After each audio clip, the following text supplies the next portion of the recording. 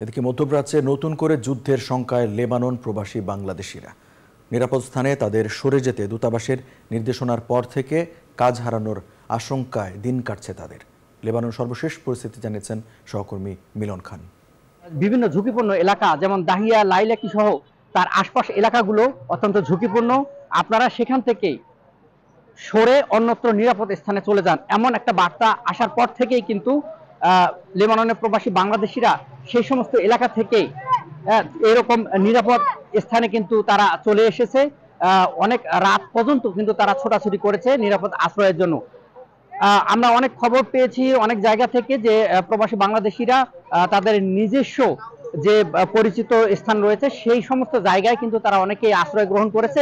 অনেকেই আশ্রয় গ্রহণ না করতে পেরে এই সমস্ত খোলা জায়গায় কিন্তু তারা অবস্থান নিয়েছে।